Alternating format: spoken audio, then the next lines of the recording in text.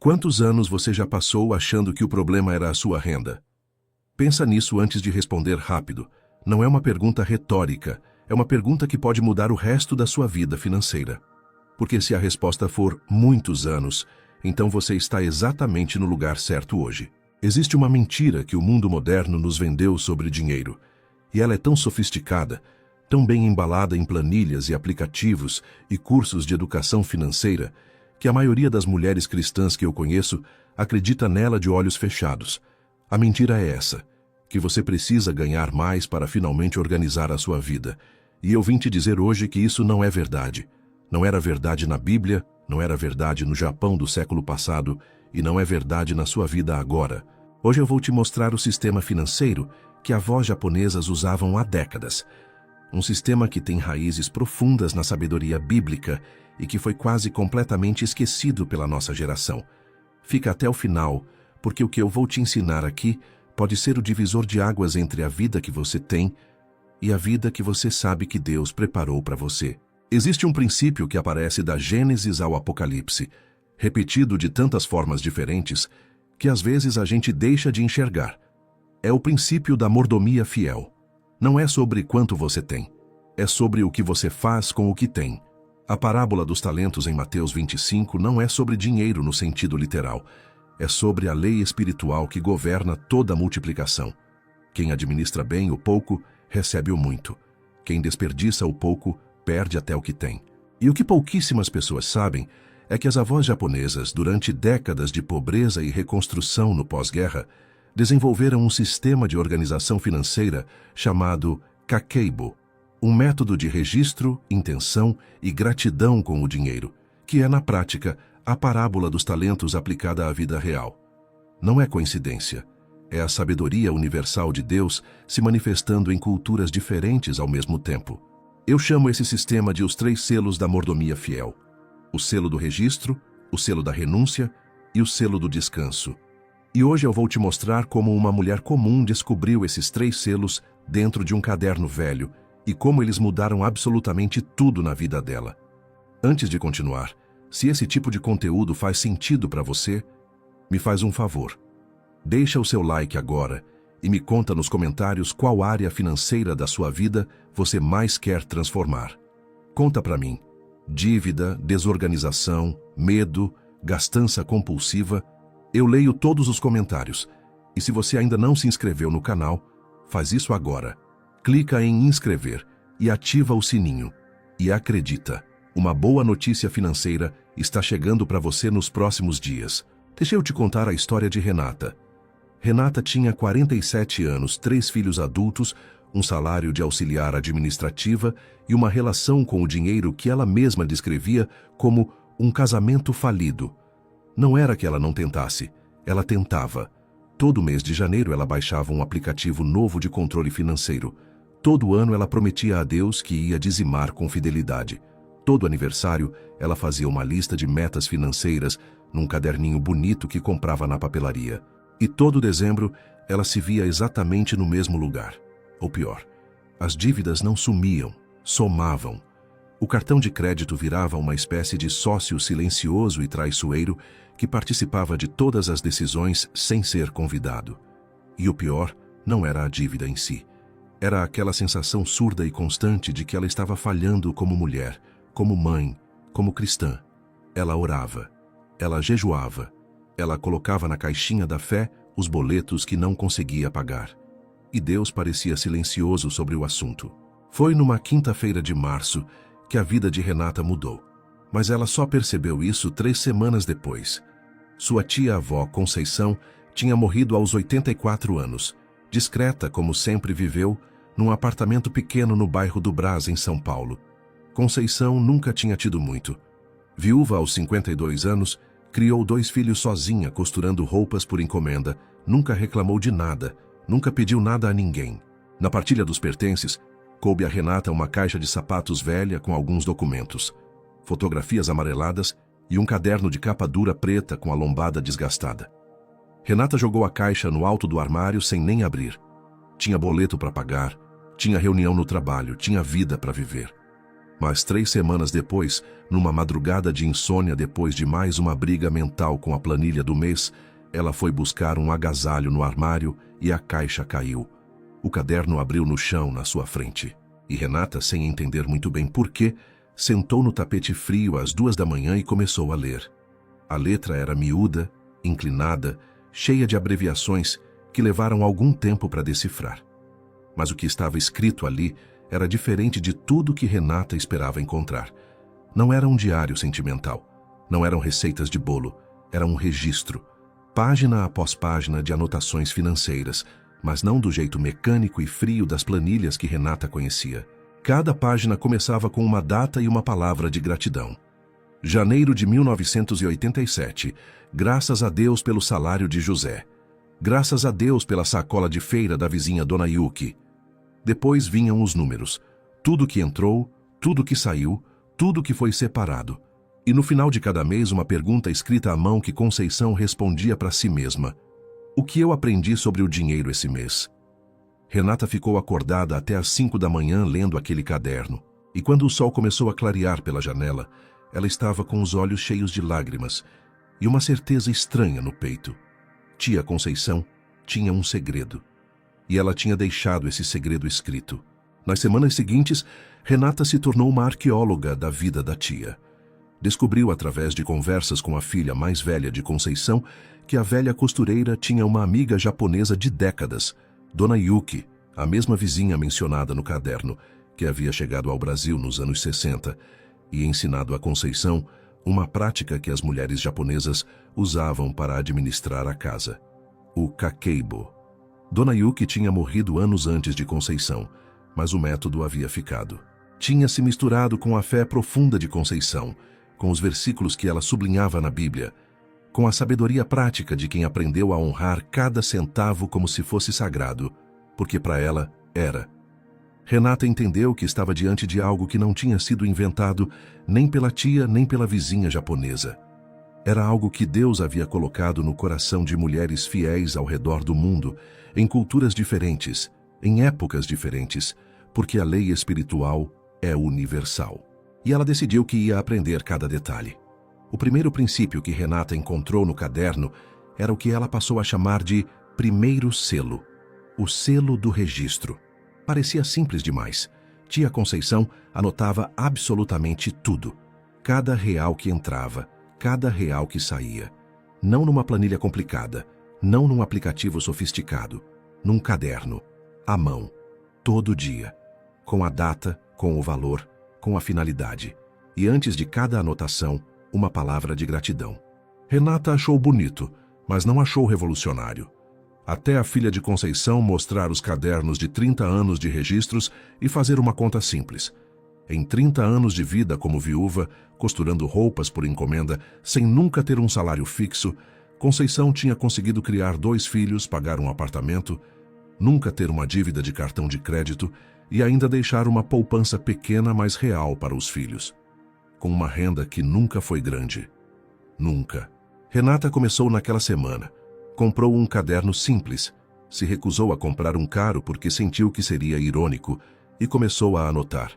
No início foi humilhante. Ela descobriu nos primeiros 15 dias que gastava R$ 43 por mês em salgadinhos de padaria que comprava de passagem. Descobriu que tinha 3 assinaturas de streaming ativas, sendo cobradas de um cartão que ela mal usava. Descobriu que sua relação com o dinheiro era, nas palavras que ela mesma usou comigo quando me contou essa história, completamente inconsciente. Ela não sabia o que tinha, não sabia o que gastava, não sabia o que sobrava porque nunca sobrava, mas agora ela começava a entender por quê. E isso doeu. Doeu muito. Porque ver a verdade financeira escrita num caderno, com a própria letra, sem a anestesia das parcelas e dos limites de crédito, é como olhar para uma ferida que você fingiu por anos que não existia. Mas Renata não desistiu. Ela voltava ao caderno de Conceição toda vez que sentia vontade de parar. E tinha uma frase que a tia havia escrito em dezembro de 1991 que ela dobrou a página para nunca esquecer. Deus não honra a ignorância financeira chamada de fé. Ele honra a mordomia fiel chamada de obediência. Renata colou essa frase na capa do próprio caderno e continuou anotando. Dia após dia, semana após semana. 3 meses de registro fiel, sem pular um dia, sem terceirizar para um aplicativo. Com a mão, com gratidão, com honestidade brutal sobre cada centavo. E no final do 3º mês, algo extraordinário aconteceu. Não foi um milagre espetacular, foi algo mais profundo do que isso. Pela primeira vez em anos, Renata tinha dinheiro sobrando no final do mês. Não muito, mas algum. E esse algum era a prova concreta de que a lei espiritual era real. Quando você vê o que tem, você para de desperdiçar o que tem. Ela ligou para a filha chorando às 11 da noite. Eu entendi o que a tia Conceição fazia. Eu finalmente entendi. Você acabou de ver como 3 meses de obediência fiel ao simples ato de registrar mudaram tudo para Renata. Mas sabe o que sustenta essa fidelidade no dia a dia? Estrutura. Quando a semana está organizada, quando você sabe o que fazer na segunda de manhã, fica muito mais fácil honrar os compromissos que você faz com Deus e com você mesma. Meu planner de organização semanal foi criado exatamente para isso. Te ajudar a organizar suas prioridades com clareza, sem complicação, da forma que quem tem mais de 45 anos precisa, sem modinha, sem exagero, só o essencial que funciona. O link está na descrição e no primeiro comentário fixado. Dá uma olhada. 6 meses depois de começar o caderno, Renata chegou numa parte específica dos registros de Conceição que a deixou imóvel por longos minutos. Era um caderno de 1994, o ano em que o marido de Conceição havia morrido, e a viúva havia escrito com uma letra mais trêmula do que o usual. Aprendi com Dona Yuki o segundo ensinamento, Motainai. Renata não sabia o que significava, pesquisou, e o que encontrou a fez sentar na cadeira da cozinha e ficar olhando para o teto por um tempo considerável.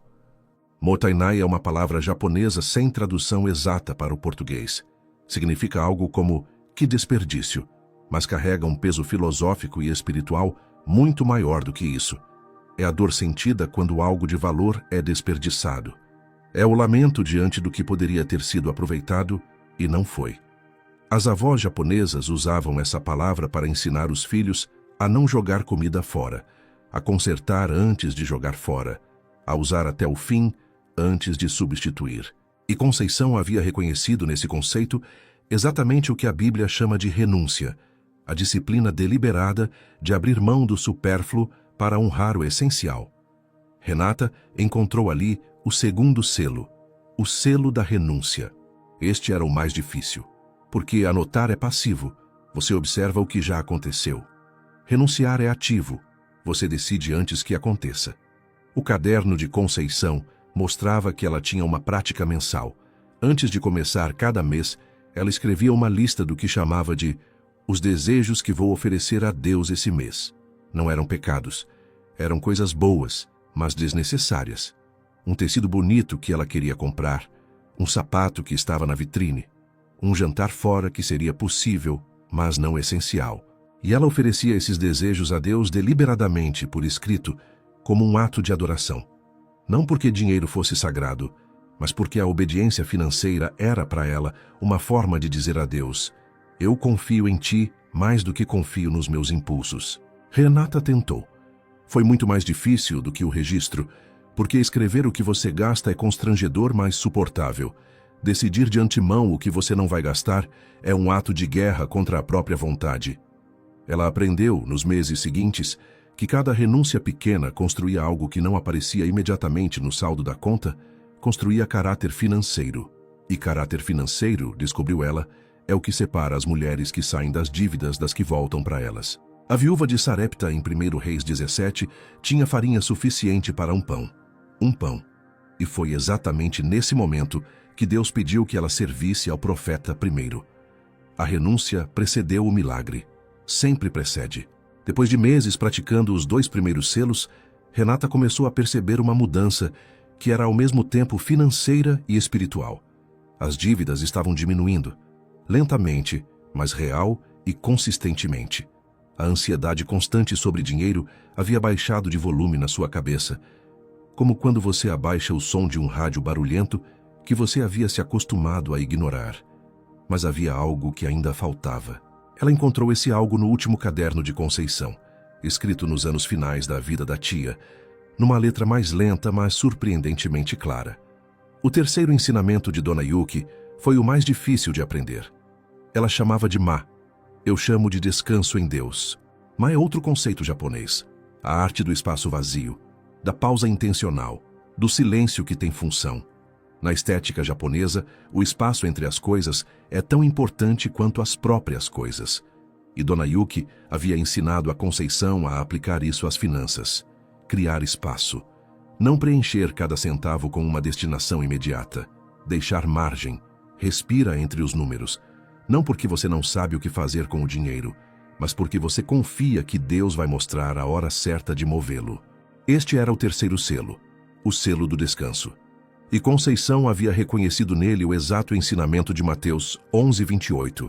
Vinde a mim, todos os que estáis cansados e sobrecarregados, e eu vos aliviarei. O descanso financeiro não é preguiça, é confiança soberana.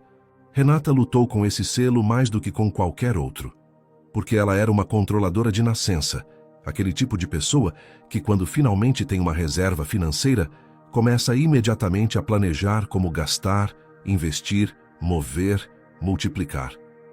Deixar o dinheiro parado parecia irresponsabilidade, mas o caderno de Conceição tinha uma história específica que a fez reconsiderar. Em 1998, Conceição havia recebido uma quantia inesperada. Um cliente havia pagado uma dívida antiga de costura, um valor que ela já havia dado como perdido. E em vez de sair gastando ou movendo esse dinheiro, ela o deixou em repouso por 3 meses, orando sobre o que Deus queria que ela fizesse com ele. No 4º mês, a filha mais nova precisou de exatamente aquele valor para uma cirurgia urgente. Conceição escreveu: o dinheiro não era meu, nunca foi. Eu só era a guardiã. E Deus sabia para quem ele ia. Pesquisas sobre o Kakeibo, conduzidas pela Universidade de Cambridge, mostraram que mulheres que praticam o registro manual de finanças, à mão, em papel, tomam decisões financeiras significativamente mais conscientes do que as que usam apenas aplicativos digitais. A psicóloga Carol Dweck, em seu livro Mindset, fala sobre como a mentalidade de crescimento transforma não só o desempenho profissional, mas a relação com recursos materiais, e que a prática deliberada de observar padrões, como o registro do Kakeibo faz, é o primeiro passo para mudar comportamentos enraizados. Filipenses 4, 6 e 7 diz: não andeis ansiosos de coisa alguma, mas em tudo fazei conhecidas a Deus as vossas necessidades pela oração e pela súplica com ação de graças, e a paz de Deus, que excede todo entendimento, guardará os vossos corações. A ciência chama de redução de cortisol. A Bíblia chama de paz que excede o entendimento. É a mesma realidade descrita em linguagens diferentes. Anos depois, Renata se tornou uma referência discreta, mas conhecida na sua comunidade de fé. Mulheres ligavam para ela quando tinham dívidas, quando não sabiam como organizar a casa, quando sentiam aquela vergonha surda de mulher cristã com a vida financeira em desordem. E ela sempre começava pelo mesmo lugar. Você tem um caderno? Não um aplicativo. Um caderno. Ela havia conectado os 3 selos a todas as áreas da vida, não apenas as finanças. O selo do registro. Veja a verdade sem filtro. O selo da renúncia. Abra mão do que não é essencial com intenção e adoração. O selo do descanso. Crie margem e confie que Deus sabe o que fazer com o espaço. Nas finanças funcionava. Nos relacionamentos funcionava. Quantas mulheres tentam preencher cada silêncio conjugal com conflito em vez de deixar o espaço agir? Na saúde funcionava. Quanto do nosso esgotamento físico vem de não praticar o descanso como disciplina espiritual? Na família funcionava. Provérbios 3, 5 e 6 diz: confie no Senhor de todo o seu coração, e não se apoie em seu próprio entendimento. Em todos os seus caminhos, submeta-se a Ele, e Ele endireitará as suas veredas. O caminho é sempre o mesmo. Agora eu preciso te dizer uma coisa que pode incomodar. E eu digo com amor, mas eu digo com clareza. A maioria das mulheres cristãs que vai assistir esse vídeo até aqui vai concordar com tudo. Vai sentir o coração aquecido pela história de Renata e da tia Conceição, vai até comentar algo bonito embaixo. E na segunda-feira de manhã vai continuar exatamente igual. Não porque é má vontade, mas porque existe uma mentira que a nossa cultura cristã moderna naturalizou de uma forma muito perigosa. A mentira de que transformação financeira é questão de fé e não de prática. Que se você confiar em Deus o suficiente, a organização vai aparecer milagrosamente. Que disciplina é legalismo e graça é liberdade de não precisar se esforçar.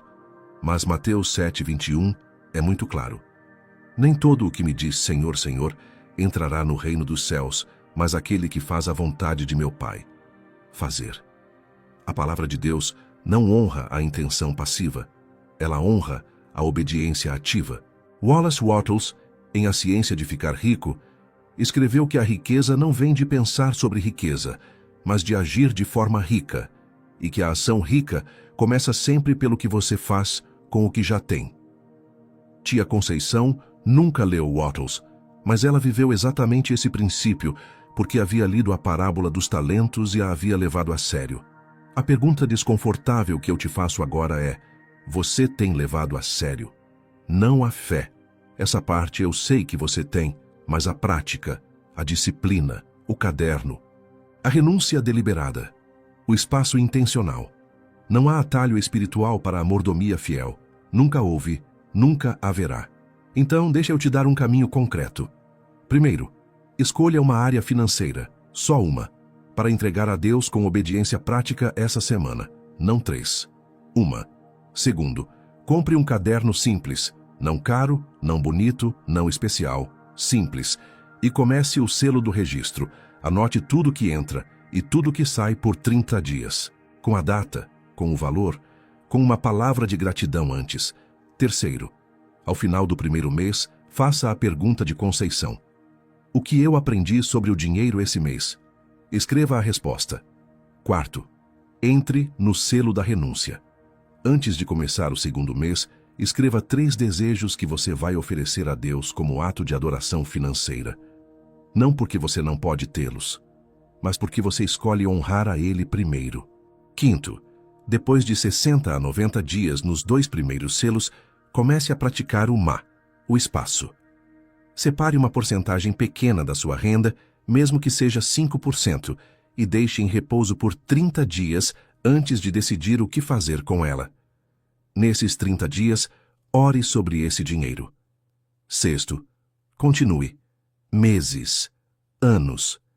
José esperou 13 anos na escravidão e na prisão antes de chegar ao palácio.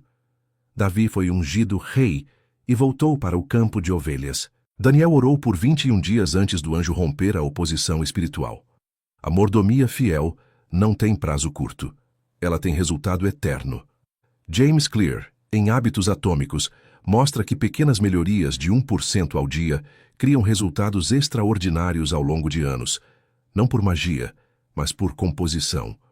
Ruth colheu nos campos de Boaz o que ela mesma não havia plantado, mas ela estava no campo, trabalhando, sendo fiel ao que estava na sua frente.